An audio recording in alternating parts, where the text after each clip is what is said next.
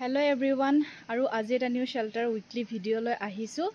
আহকচোন এই সপ্তাহটোৰ আপডেট আৰু আমাৰ পোৱালিক হেতাক এবাৰ দেখাই দিও আপোনালোকক। কেতিয়া সব খাই বৈ শুইছে, এয়া দেখিছেনে, সব খাই বৈ শুইছে। কালি বৰষুণ গোটেই বোকা হৈ আছে। এটা আহকচোন আপডেট কেইটা দিলো। আৰু এতিয়া 5টা বাজিবৰ হ'ল।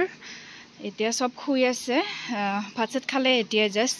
আৰু সেইটো মিষ্টি, এয়া মা মিষ্টি মা আমাৰ মিষ্টি মা আগতকৈ বহুতখিনি ভাল পাইছে। এতিয়া তাই ভৰিকেইখন কামুৰিব ট্ৰাই কৰা নাই।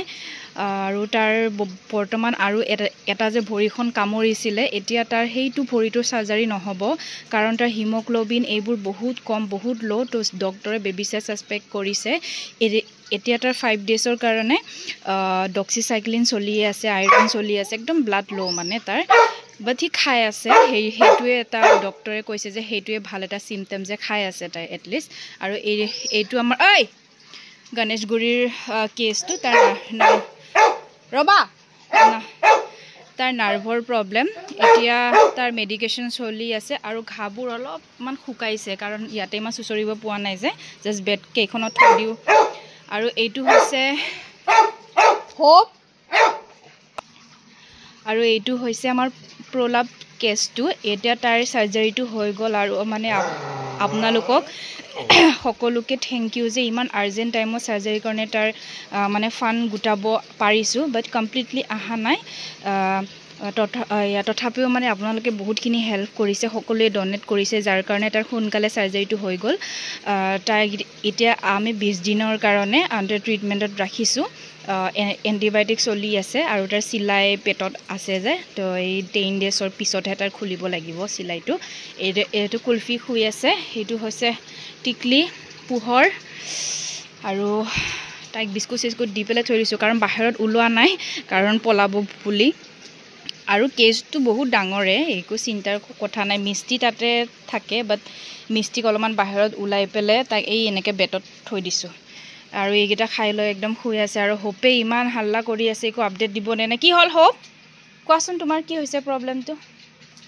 আৰু সেইকেইটা গধূলি হৈছে আৰু লাহেকৈ, আৰু ঠাণ্ডাৰ দিনটো অলপ লাহেকৈ পৰিছে।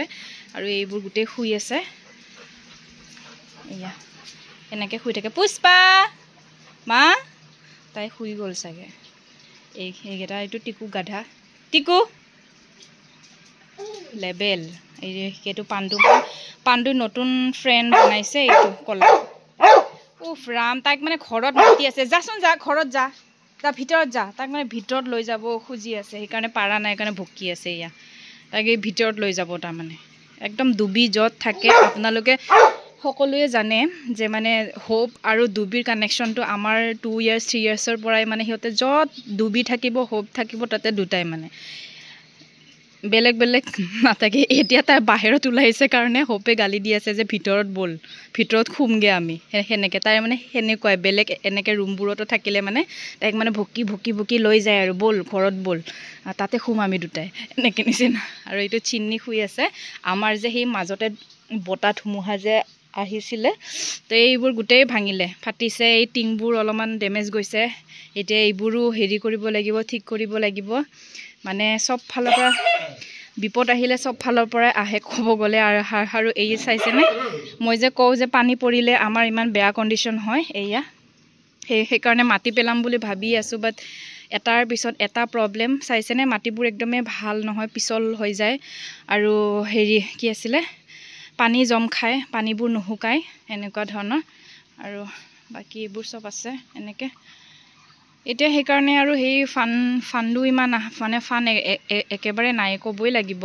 সেইকাৰণে এতিয়া আৰু অনচাইট কেছো মানে লাহেকৈ বন্ধ কৰিছোঁ। আৰু উপায় নাই, মানে একদম বেয়া নাপাব, কাৰণ যোনে মানে অনচাইট কেছ কৰাম, যোনসকলে মানে হাফ আমাক কণ্ট্ৰিবিউশ্যন কৰিব পাৰে, তাতে ডক্টৰ আমি পঠাই দিম। বাট এতিয়া মানে অনচাইট আমাৰ কাৰণে একদমেই পচিবল মানে নহয়, কাৰণ মিষ্টিৰ কি হয় ঠিক নাই, কেতিয়া চাৰ্জাৰী কৰিব লাগে ঠিক নাই, কাৰণ তাৰ এতিয়াৰ কাৰণে চাৰ্জাৰীটো পষ্টপন কৰা হৈছে, কাৰণ তাৰ সেই ব্লাড কম। তো ব্লাডটো আহিলেতো অভিয়াছলি তাৰ বেয়া ভৰিখন চাৰ্জাৰী কৰিব লাগিবই, তাতো এটা ডাঙৰ মেজৰ চাৰ্জাৰী হয়। সেইকাৰণে মানে এতিয়া আমি এই বাচ্চাকেইটা, এই 3টা নতুন, তো এই 3টাৰ কাৰণে এতিয়া আমি ভালকৈ ফ'কাছ কৰি আছোঁ, যাতে সিহঁতক ৰিকভাৰী কৰি নিজৰ ঠাইত থৈ আহিব পাৰোঁ কাৰণ মিষ্টিটো বাৰু পাৰ্মানেণ্ট হৈ গ'ল বাট এই দুটাক যেন আমি অলপমান ভাল ট্ৰিটমেণ্ট দিয়াই পেলাই ৰিকভাৰী কৰি আৰু মানে সিহঁতক ৰিলিজ কৰিব পাৰোঁ সেইটোৱে এইকেইটা খেলি আছে এনেকৈ মানে ইমান উৎপাত কৰি থাকে দিনটো যুঁজি থাকিব এইটো মালপোৱা মানে টিকনি তাৰ মেইন নামটো কিন্তু আমাৰ শ্বেল্টাৰৰ নাম মালপোৱা তাৰ এয়া এনেকৈ দিনটো যুঁজি থাকিব আৰু ইয়াতে আছে কি